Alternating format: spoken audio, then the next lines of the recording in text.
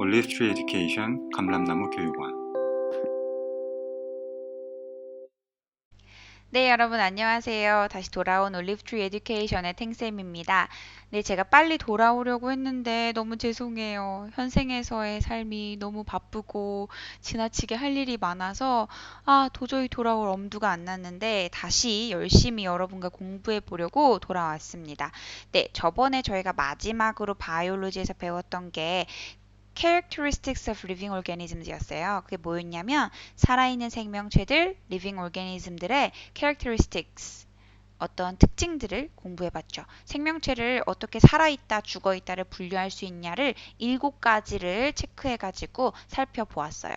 오늘 볼 거는 Classification of Living Organism인데요. 자, Classification System이란 어떤 거냐면 Classification은 분류하겠다는 거예요. 우리가 학교에 가면은 클래스 반들이 있죠. 클래시피케이션도 그런 반처럼 분류를 하겠다는 의미인데요. 클래시피케이션은 분류라는 뜻을 가지고 있고 여기에 시스템이라는 말을 붙여서 분류계, 분류학, 분류를 해보겠다는 거예요. 당연히 이건 바이올로지니까 살아있는 생명체들을 어떻게 분류할 건지를 보는 거겠죠. 자, 클래시피케이션 왜 배워야 할까요? 첫 번째 클래시피케이션을 배워야 하는 이유는 evolutionary relationship을 봐야 되기 때문이에요.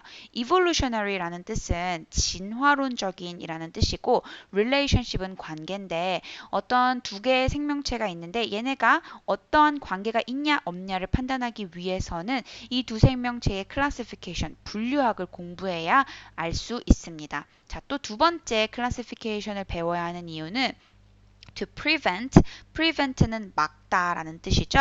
to prevent extinction이 뭐죠, 여러분? 바로 멸종인데요. 멸종을 막기 위해서 우리가 분류학을 배워야 합니다. 자, 왜 그러냐면 여러분 상상해 보세요. 만약에 이 세상에 치와와 한 마리랑 진돗개 한 마리가 있는데 얘네가 도저히 같은 종으로 보이지를 않아요. 그러면 우리는 치와와 한 마리, 진돗개 한 마리, 암컷이든 수컷이든 얘네들은 한 마리밖에 없고 같은 종으로 보이지 않아서 두 개를 교배를 시키지 않으면 이 세상 얘네가 죽고 나면 더 이상의 강아지, 더 이상의 개는 찾아볼 수 없게 되겠죠. 우리가 만약에 진돗개랑 이 치와와가 같은 종인 줄만 알았다면 이거의 멸종을 막을 수 있었을 거예요. 어떻게 해서든 얘네들을 브리딩을 시켜서 새끼를 낳게 할 수 있었을 텐데 우리가 클래시피케이션, 분류학을 할 줄 모르니까 익스팅션을 보고 있어야만 하게 됐었겠죠. 그래서 우리가 익스팅션을 배워야 하는 것이고요. 자, 세 번째 클래시피케이션을 배워야 하는 이유는 to conserve는 보존하다라는 뜻인데요.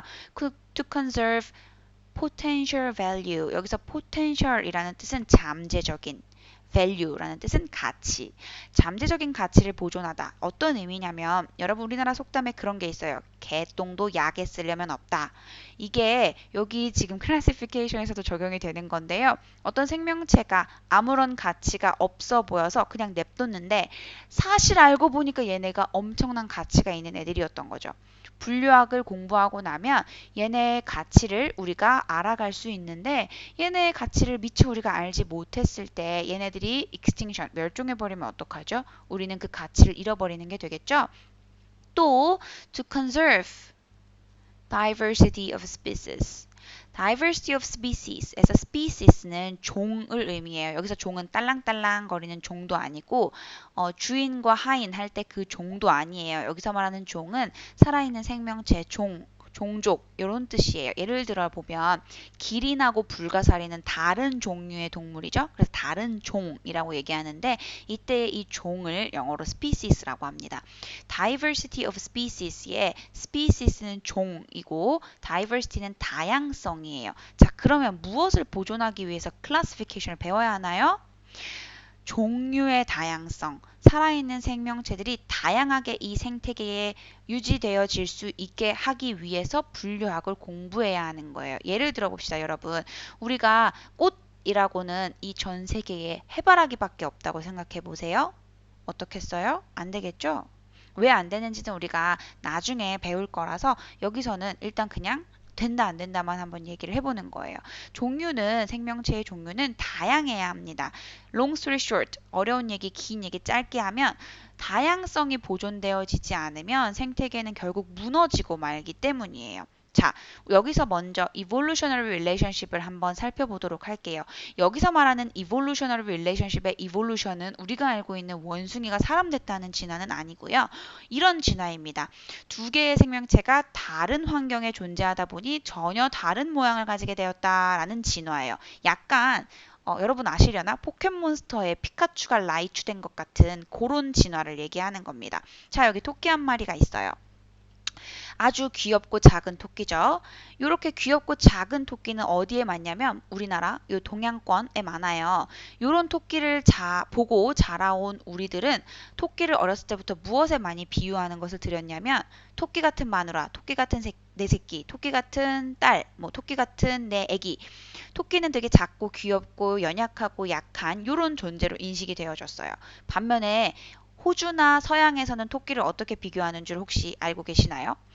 이상한 나라의 앨리스에 나오는 토끼를 보면 약간 삼촌 같은 느낌이에요. 바쁘고, 막 터프하고, 굉장히 강하고, 빨리 움직이고 바쁜데, 거기다가 힘까지 있는, 왜 그런 이미지로 묘사가 되었을까? 우리가 알고 있는 토끼는 저렇게 작고 여린데, 동화의 묘사를 했다면, 조금 더 어린아이들이 이해하기 쉽게 묘사를 해줬다면 아마 뭐 되게 작은, 연약한 그런 존재로 묘사되어야 맞지 않았을까.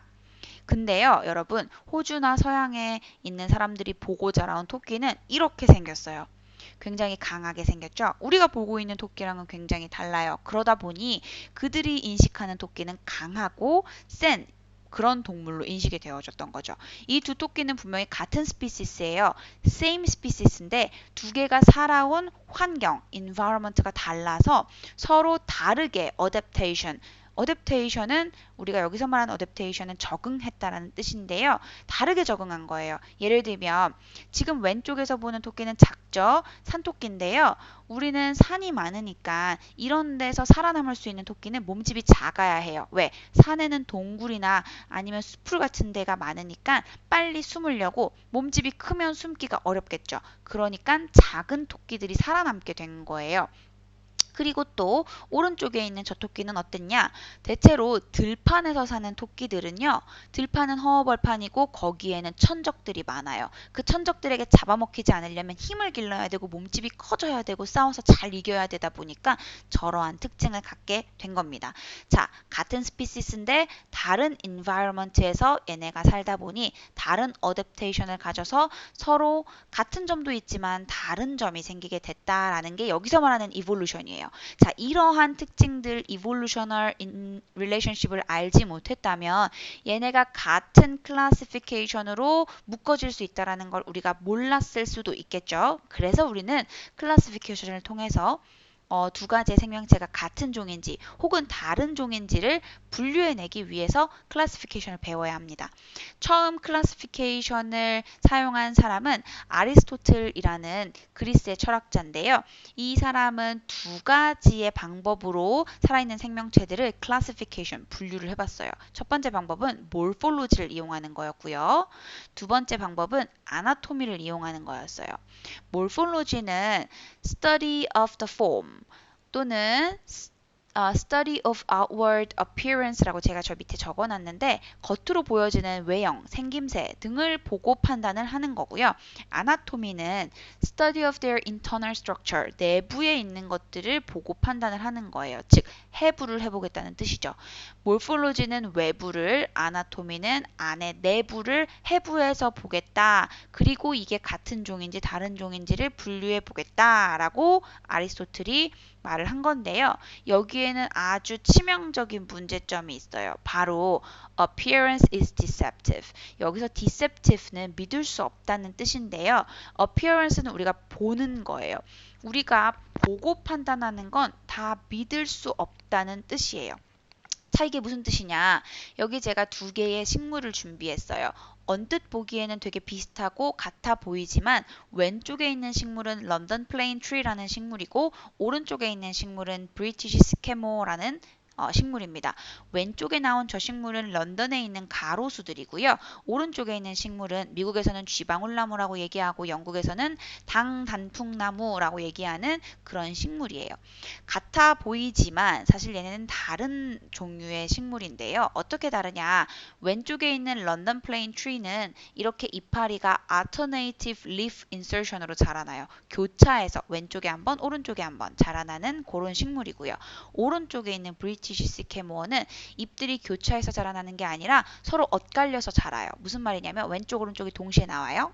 그러면 그 다음에 또 왼쪽 오른쪽이 나오는데 이번에는 90도 회전해서 opposite하게 돌아서 저렇게 이파리가 나오게 됩니다. 자, 그러면 이것만 가지고 얘네가 다른 종이라고 말할 수 있어요 라고 할 수 있겠는데 얘네들 씨앗의 생김새도 달라요. 그러면 얘네는 분명히 다른 종류가 맞는 거겠죠. 그러니 겉의 모양, 나무의 모양만 보고 브리티시 시캐모어랑 런던 플레인 트리가 같은 나무일 것이다 라고 판단하는 건 아주 큰 오류가 되겠죠.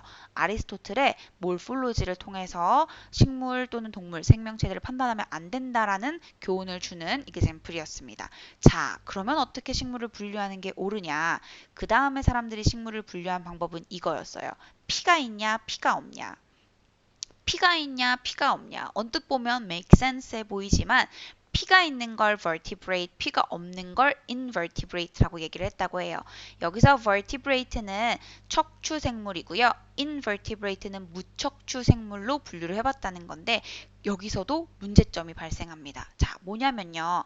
이게 뭐죠, 여러분? 네, 지렁이에요. 지렁이는 척추가 있나요? 척추가 없나요? 척추가 없습니다. 그러면 vertebrate가 아니라 invertebrate가 되겠죠. 그럼 얘네는 아까의 조건에 부합하려면 피가 있어야 할까요? 없어야 할까요? 네, 없어야 돼요. 그런데 놀랍게도 지렁이는 invertebrate면서 헤모글로빈이 있습니다. 헤모글로빈은 우리의 몸 안에 있는 레드 블러드 셀, 적혈구를 만드는 물질인데 이게 있다는 건 곧 피가 있다는 것과 다를 바가 없겠죠. 자, 그러면 사람도 피가 있고 지렁이도 피가 있고 둘 다 피가 있으니까 우리는 같은 종인가요? 그렇지 않잖아요. 그러니까 이 방법도 올바른 분류하기 아니라는 소리겠죠. 자, 그러면 어떻게 과연 생명체들을 분류하는 게 옳을까요? 자, 이제는 우리가 아주 좋은 방법을 찾았어요. 바로 DNA를 보는 거예요. 여러분 DNA가 뭔지는 얼핏 다 알고 있을 거라고 생각을 합니다. 유전적 물질인데요. 잠깐 설명을 해드리자면 우리가 요리를 하기 위해서는 레시피가 있어야 돼요. 그 레시피대로 요리를 만들면 어쩔 때는 뭐 맛있는 찌개로, 어쩔 때는 햄버거로, 아니면 또 어쩔 땐 다른 요리로 만들어질 수 있겠죠. 레시피대로 요리가 만들어지는 거예요. 마찬가지로 DNA가 어떠한 구조로 되어져 있느냐, 어떠한 DNA를 가지고 있느냐, 또는 몇 개의 DNA를 가지고 있느냐에 따라서 사람이 될 수도 있고, 나무가 될 수도 있고, 토끼가 될 수도 있어요. 자, 이렇게 DNA가 굉장히 중요한데요. 이 DNA는 사실 너무 길어서 우리 몸 안에 보관하기가 쉽지 않습니다. 근데 이 너무 긴 DNA가 우리 몸 안에 있는 하나하나의 세포 안에 다 들어가 있어요. 그러려면 어떻게 돼야 되냐면 얘네가 꼬이고 꼬여야 돼요. 엄청 많이 꼬여서 아주 미세하게 실타래처럼 마치 머리카락 한 가닥을 굉장히 많이 꼬아서 한 가지의 덩어리로 뭉치게 하는 것 같은 모양이 돼야 돼요. 그러면 요런 모양이 되는데요. DNA가 이런 구조를 갖게 되면 그때부터는 우리가 이런 구조로 크로모솜이라는 이름을 붙여주게 됩니다. 자, 이런 크로모솜이라는 애가 우리 몸 안에 아주 많이 있는데요. 자, 여기 크로모솜이 있어요. 크로모솜이 우리 몸 안에는 46개가 있습니다. 사람만 그래요. 사람만 저렇게 생긴 크로모솜이 46개가 있는데 저 46개가 우리의 세포, 셀 안에 들어가 있고요. 셀 중에서도 뉴클리어스라고 불리는 핵 안에 들어가 있습니다. 근데 우리 몸에는 이런 셀들이 굉장히 많아요. 같은 종류예요, 여러분. 같은 종류의 세포가 모이면 그때부터는 우리가 티슈, 조직, 이라고 부르게 되는데요. 조직검사 이런 거 들어보셨을 거예요. 거기서 말하는 조직이 바로 이 티슈, 같은 종류의 세포가 모인 것을 의미합니다.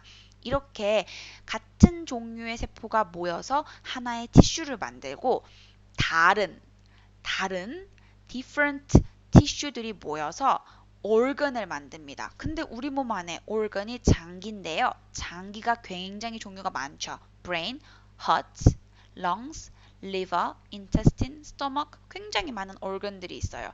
그 organ, 장기들이 또 많이 합쳐져서 결국에는 사람의 몸, 즉 body를 이루게 되는 거예요. 자, 이건 사람이라고 했죠. 그러면 다른 생명체들은 다른 개수의 크로모좀을 갖게 됩니다. 사람은 46개인데 여기 나오는 지렁이는 몇 개의 크로모좀을 갖고 있을까요? 사람보다 많을까요? 적을까요? 사람보다 적습니다. 4개의 크로모좀을 갖고 있다고 얘기를 해요. 사실은 저 아이는 지렁이는 아니지만 라운드웜이라고 불리는 얘도 벌레입니다. 자, 옆에 나온 fruit fly는 날파리인데요. 날파리는 몇 개의 크로모좀이 있을까요? 8개의 크로모좀이 있습니다. 자, 옆에 나와 있는 라이스도 크로모좀이 있어요. 라이스도 있어요? 네, 라이스도 리빙띵이니까 당연히 세포가 있고요. 셀 안에 뉴클리어스가 있고요. 뉴클리어스 안에 크로모좀이 있어요. 크로모좀이 라이스는 24개가 있습니다. 자, 그리고 아주 귀여운 고양이는 38개의 크로모좀을 갖고 있고요. 사람은 몇 개였죠? 사람은 46개의 크로모좀을 갖고 있습니다. 그리고 침팬지는 사람보다 많은 48개의 크로모좀을 갖게 되는데요. 원숭이를 제외한 대다수의 이 유인원들은 이 원숭이가 아닌 다른 침팬지, 고릴라 이런 애들은 대체로 48개의 크로모좀을 가지고 있어요. 강아지, 개는 78개의 크로모점을 갖고 있답니다.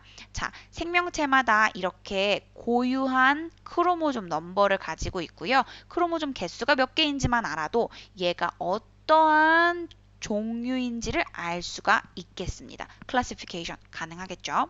자, 여기에 왼쪽부터 침팬지, 고릴라, 오랑우탄 그리고 원숭이가 있는데요. 얼뜻 보기에는 넷 다 비슷해 보이지만 크로모좀 넘버를 보면 엄연히 다르다는 걸 알 수 있어요. 침팬지, 고릴라, 오랑우탄은 전부 다 48개의 크로모점을 가지고 있는 반면에 오른쪽에 있는 멍키, 원숭이는 42개의 크로모점밖에 없기 때문이죠. 자, 여러분 혹시 그러면 눈치채셨나요?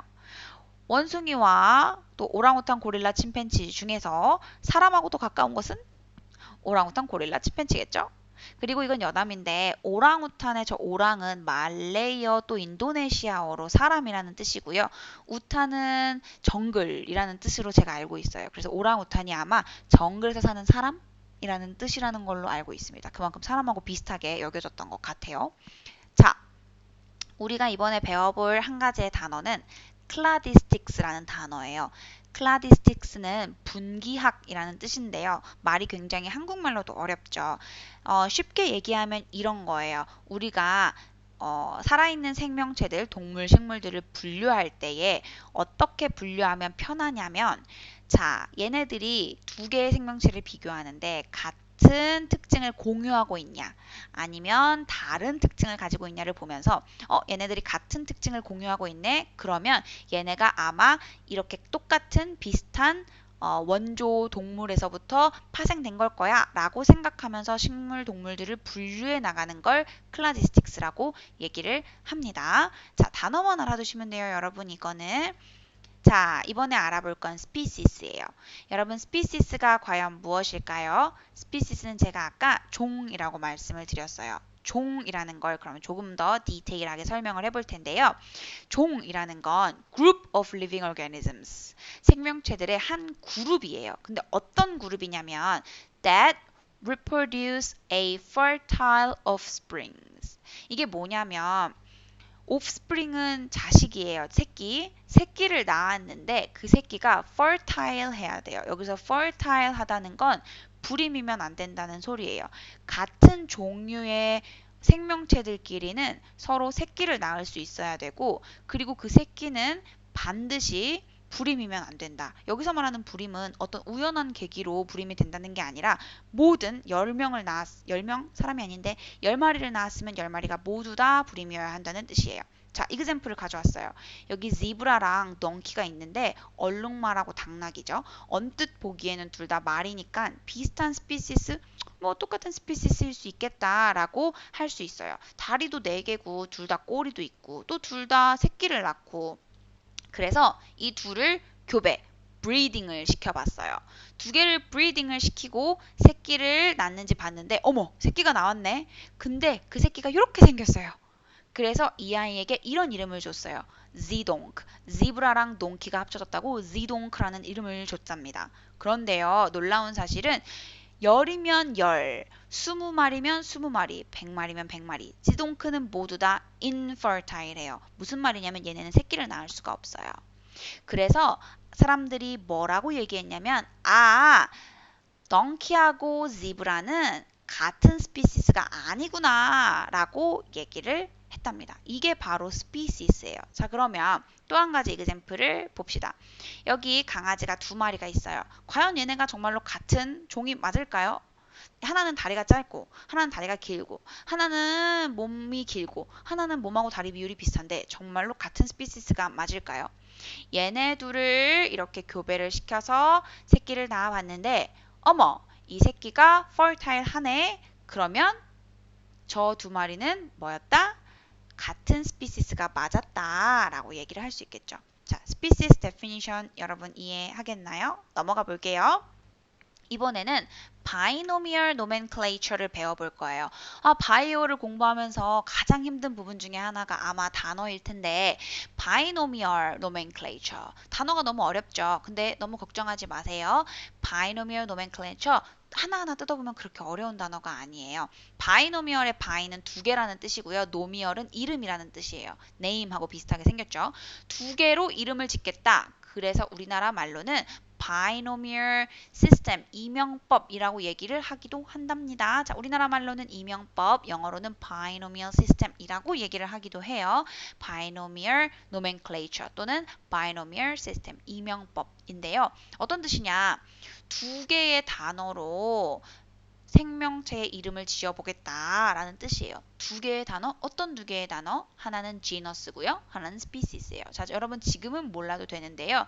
genus는 속이라는 말이고 species는 종이라는 말이에요. 우리가 생명체를 분류할 때 어떤 속, 어떤 종 이런 얘기 하잖아요. 뭐 고양이과 표범속, 사자가 종, 뭐 이렇게 얘기할 수 있겠죠. 그런 거 얘기하는 겁니다. 자, 이그젬플로 제가 여기 꽃 한 송이를 가지고 왔는데 이 꽃은 어느 지역에서는 쿠쿠 플라워라고 얘기를 하고 어느 지역에서는 레이디 스모크라고 얘기를 해요. 무엇이 맞을까요? 둘 다 맞아요. 근데 이렇게 얘기하다 보면 지역마다 부르는 이름이 다르니까 서로 헷갈리겠죠. 나 쿠쿠 플라워 하나만 사다 줘. 쿠쿠 플라워? 쿠쿠 플라워가 뭐야? 그러고 막상 딱 사진을 봤더니 야 이게 무슨 쿠쿠플라워야 이건 레이디 스모크지 이거 우리 지역에선 쿠쿠플라워야 이러면 대화가 안 통하겠죠? 그래서 만든 게 바로 이명법으로 생물의 이름을 짓자 그거입니다. 자, 이 쿠쿠플라워 또는 레이디 스모크의 genus 속은요. 카다마인이라는 또는 카다민이라고 얘기를 하기도 해요. 그런 속이고요. 이 아이의 종, species는요. Pratensis라는 종입니다. 그래서 이 아이를 binomial nomenclature, 이명법으로 이름을 지으면요. 카다민 pratensis, 카다민 또는 카다마인 pratensis라고 얘기를 할 수가 있겠죠. 비슷한 얘기로 여기 사자가 있어요. 라이언이죠. 근데 한국말로는 사자거든요. 그럼 뭐가 맞는 거죠? 공통적인 이름을 부여해주기 위해서 과학자들이 지은 binomial nomenclature에 의하면 이 아이의 이름은 Panthera leo입니다. 여기서 Panthera는 표범속이라는 말이고요. leo는 사자를 의미하는 거예요. 사람은 human인데요. 이명법 binomial nomenclature로 얘기를 하면요. homo sapiens라고 얘기를 하고요. 여기 나온 고릴라는요. 이름이 고릴라지만 binomial nomenclature로는 고릴라예요. 그러면 이 아이의 genus는 고릴라, species도 고릴라라는 거겠죠. 자, 이 아이는 침팬치인데요. 침팬치의 binomial nomenclature는 Pantroglodytes 또는 pentroglodytes라고 얘기를 하기도 합니다. 이름 너무 어려워요. 그쵸?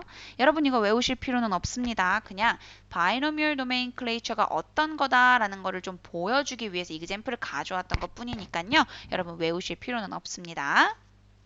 자, 이번에는 features of organism을 한번 볼게요. 무엇을 볼 거냐면 모든 생명체는 다 세포로 이루어져 있어요. cell, 세포라는 뜻인데요. 이 아이의 definition을 줄 줄 알아야 돼요. 세포라는 것은 사람 또는 생명체를 이루는 아주 가장 작은 단위, the smallest unit. 여러분이 외워야 되는 cell의 definition은 the smallest unit이에요. 요것만 쓰면 일단은 1점 먹고 들어갑니다. cell, 세포, the smallest unit of living organism, 살아있는 생명체의 아주 작은 단위다. 자, 이 세포들이 작은 단위라고 얘기하는 이유는 세포가 여러 개가 모이면 티슈, 티슈가 모이면 organ, organ이 모여서 시스템, 시스템이 모여서 body가 되기 때문이죠. 선생님 아까 전에 organ이 모이면 body라면서요. 중간에 시스템이 있는데요. 그거는 저희가 다음 챕터에서 알아볼 거기 때문에 여기서는 일단 살짝쿵 넘어가도록 하겠습니다. 자, 모든 생명체는 다 셀을 가지고 있을 거예요. 그리고 그 셀 안에는 DNA 또는 RNA라고 불리는 이 생명체를 이루어야 되는 재료, 이 생명체의 정보가 담긴 그런 유전 물질이 들어 있습니다. 자, 이런 DNA 또는 RNA는 지금 이렇게 세포 안에 그냥 덩그러니 있을 수도 있고 또는 세포 안에 방을 하나 만들어서 핵이라고 nucleus라는 이름을 준 다음에 거기에다가 가둬놓을 수도 있어요. 그냥 왼쪽에 있는 그림처럼 세포 안에 크로모솜 또는 DNA가 저렇게 그냥 저렇게 내버려진 상태로 있으면 우리는 이런 셀을 프로캐리오트라고 얘기를 할 거예요. 프로캐리오트의 프로라는 말은 자, 잠깐 영어 시간인데요. 프로라는 말은 before, 이전이라는 뜻이 있고요. 여기서 캐리오트는 그냥 우리가 쉽게 생각하면 egg라고 생각하시면 될 것 같아요. 그래서 아직 뉴클리어스가 있기 전 prokaryote라고 얘기를 외우시면 좋을 것 같고요. eukaryote 이렇게 뉴클리어스 안에 DNA 또는 RNA가 있으면 eukaryote라고 얘기를 합니다. 자, eukaryote의 eu는 있다, present, 있다, 뭐가 있다? 뉴클리어스 또는 egg, 캐리오트가 있다. 이렇게 이해하시면 좋을 것 같습니다. 자, 세포의 종류가 이렇게 두 가지가 있어요. 프로캐리오트가 있었죠. 프로캐리오트는 전핵생물, 프로가 before, 전이라는 뜻이었죠. 전핵생물, 캐리오트가 핵이었죠. 뉴클리어스, 프로캐리오트, 전핵생물. 아직 뉴클리어스가 있기 전인 그런 세포들이에요. 어떤 거냐? Cell without nucleus, cell without true nucleus. 이게 prokaryote의 definition이에요. 이건 definition 외우셔야 합니다. 자, eukaryote는 뭐였냐? eukaryote는 진핵생물. eu가 present, 있다라는 뜻이라 그랬죠? 진짜로 있어요. 뭐가? 핵이 뭐였죠? nucleus. 근데 그걸 어떻게 쓴다고요? karyote, eukaryote. 핵이 있는 그런 세포, 그런 생물을 eukaryote라고 합니다. 자, eukaryote는 cell with true nucleus 이렇게 외워주시면 되겠습니다. 자, classification. 그럼 DNA로 하는 거 알았어요. 그런데 너무 DNA로 하자고 얘기를 하면 우리가 할 수 있는 게 많이 없거든요. 아직 우리는 DNA를 조사하거나 아니면 실험할 수 있는 게 아니니까. 그래서 우리가 할 수 있는 분류학을 배워볼 텐데 약간 그 전에 분류학의 역사에 대해서 살짝만 보고 넘어갈게요. 자, 1735년에 그때 당시에 우리가 분류학을 가지고 생명체를 분류할 땐 딱 두 개로만 나눠놨어요. 식물, 동물. 오케이, 저거는 식물, 이거는 동물, 이거는 식물, 이거는 동물 이렇게만 나눴는데 1866년도부터는 식물, 동물 그리고 프로톡티스트로 나누게 되었습니다. 프로톡티스트가 뭔지는 나중에 여러분께 알려드릴게요. 일단은 그렇구나 하고 넘어가시면 됩니다. 자, 그 다음에는 유캐리오트와 프로캐리오트로 생명체를 나눴어요. 핵이 있냐, 핵이 없냐. 너무 좋아 보이죠? 그리고 그 다음에는 모네라, 프로티스트, 플란트, 애니멀로 나눴습니다. 프로티스트랑 프로톡티스트는 책별로 약간 두 개를 다 말하는 경우들이 번갈아 가면서 나와서 둘 중에서 사전에 나오는 거는 프로톡티스트인데 둘 다 맞으니까 너무 걱정하지 않으셔도 될 것 같아요. 근데 책에 프로티스트라고 나오셨다면 그렇게 프로톡티스트라고 나왔다면 또 그렇게 외워주시면 좋을 것 같습니다. 자, Monera, protist, plant, animal 이렇게 생명체를 나누다가 제가 여기 빨간색으로 해놨죠. 위타커가 1969년도에 5개로 생명체를 나눠봤어요. Monera, protist, fungi, plant, and animal로 나눴는데요. Monera는 prokaryote를 의미를 합니다. protist, fungi, plant, animal은 eukaryote예요. 자, 위타커가 이렇게 5개로 생명체를 분류한 걸 위타커의 Five Kingdoms라고 얘기를 하고요. 그 이후에 우즈라는 사람이 나와서 알키아, 유박테리아, 그리고 유캐리오트로 생명체를 나눴습니다. 자, 우리가 집중할 건 사실 위타커의 Five Kingdom인데 그 전에 우즈의 Three Domain도 한번 보고 넘어갈 거예요. 유박테리아, 알키아, 유캐리오트로 생명체를 나누는 걸 Three Domain이라고 얘기를 합니다. 자, Three Domain은 칼 우즈라는 사람이 1973년도에 아까 저 다이어그램에서는 1990년도라고 나왔어요. 그때쯤에 이 칼 우즈라는 사람이 생명체를 분류하기 위해서 만든 방법인데 알키아, 유박테리아, 그리고 유캐리아로 생명체를 나눠보는 거였어요. 자, 이거보다 중요한 게 우리가 다룰 건 뭐라 그랬죠? 위타커의 Five Kingdoms. 자, 로버트 하딩 위타커가 1968년도에 아까 거기 타임라인에 나왔던 연도랑 조금 차이가 있죠?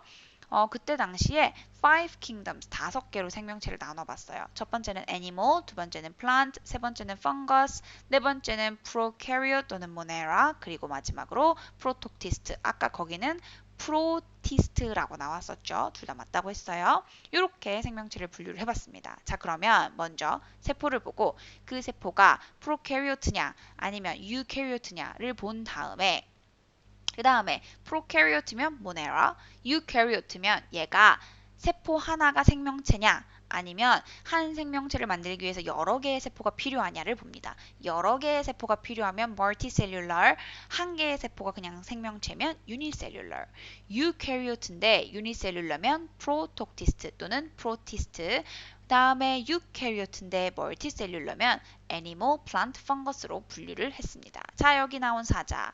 이 5개의 킹덤 중에서 어떤 거에 속하고 있나요? 애니멀에 속하고 있죠? 네, 이 라이언 우리가 알다시피 애니멀이에요. 자, 근데 여러분 애니멀이 사자 하나인가요? fish도 있고 얘도 애니멀이고 얘도 애니멀이고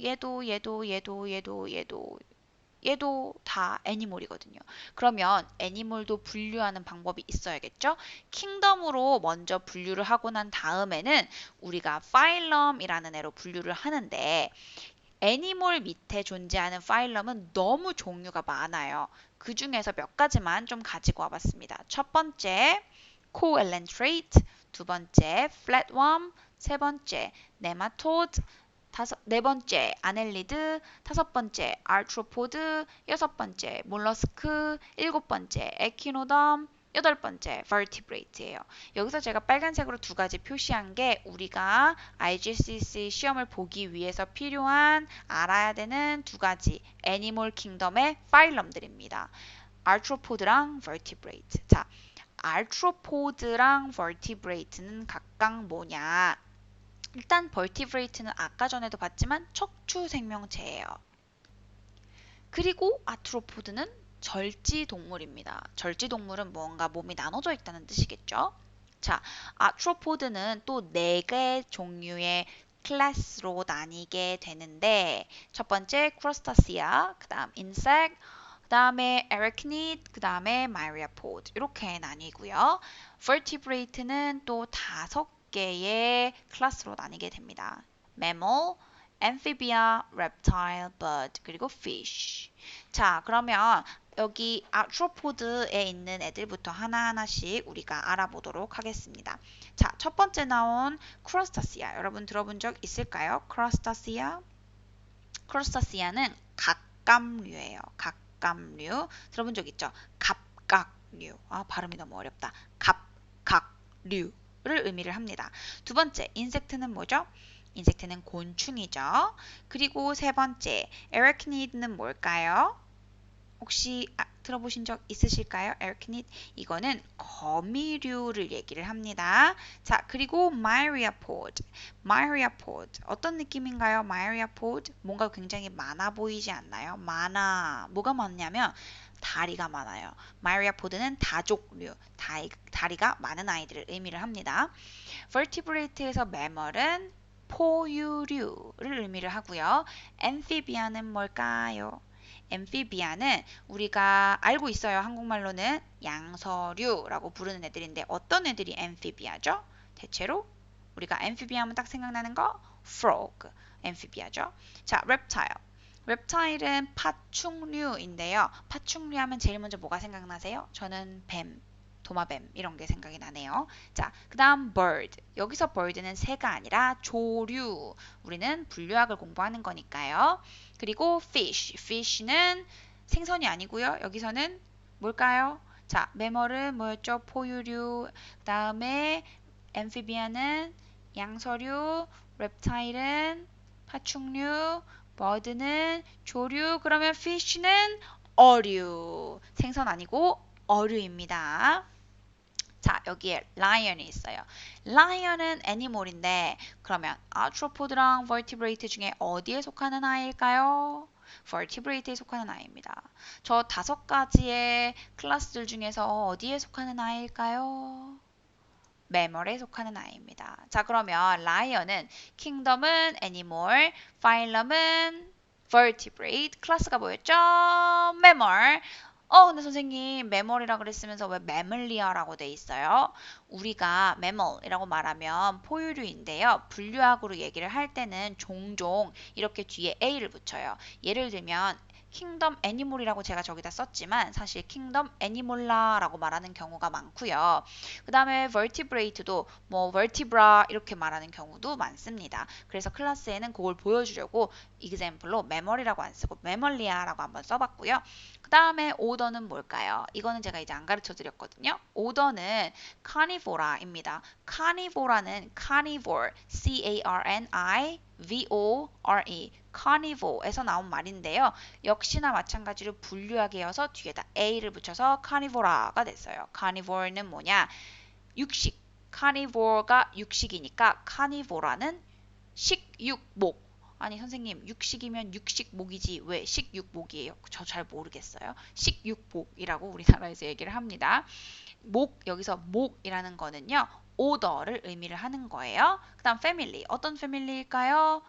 라이언은 패밀리가 펠리데입니다. 펠리데는 역시나 펠리드라는 단어에서 파생된 분류학에서 쓰이는 단어인데요. 펠리드는 고양잇과예요. 저거 타이포가 아니고 정말로 고양잇과라고 하더라고요. 고양잇과. 사자는 고양잇과죠. 자, 그리고 여기서 과가 의미하는 게 family라는 거는 약간 눈치로 아실 수 있을 거예요. 자, genus는 뭘까요? 아까 전에 저기 우리가 binomial nomenclature 할 때 나왔었는데 lion의 genus는 panthera입니다. panthera는 퓨마 또는 표범속을 의미를 하는데요. 여기서 속이 바로 저 genus입니다. panthera가 lion의 genus. 그럼 species는요. leo는 사자과. 그러니까 사자는 표범 속의 사자과겠죠. 표범 사자입니다. 고양이과, 표범 속 사자과, 식육목 이렇게 가는 거죠. 이 아이의 binomial nomenclature가 뭐였죠? panthera, leo. 뭐랑 뭐를 사용해서요? genus랑 species. binomial nomenclature는 뭐였죠? genus랑 species를 이용해서 living organism의 이름을 정하는 것. lion은 panthera, leo였습니다. 자, 여기까지 우리가 classification of living organism을 알아봤고요. 다음 영상에서는 이어서 5개의 아까 전에 위타커의 kingdom, 각각 애니멀, 플란트, 펑거스, 프로캐리엇 그리고 프로톡티스트 또는 프로티스트에 대해서 구체적으로 알아보도록 하겠습니다. 거기까지 하면 우리는 이제 Classification and Characteristics of Living Organism이 끝나요. 첫 번째 바이올로지 챕터가 이렇게 끝납니다. 네, 그럼 여러분 다음 영상에서 만나요. 안녕. 올리브 트리 에듀케이션 감람나무 교육원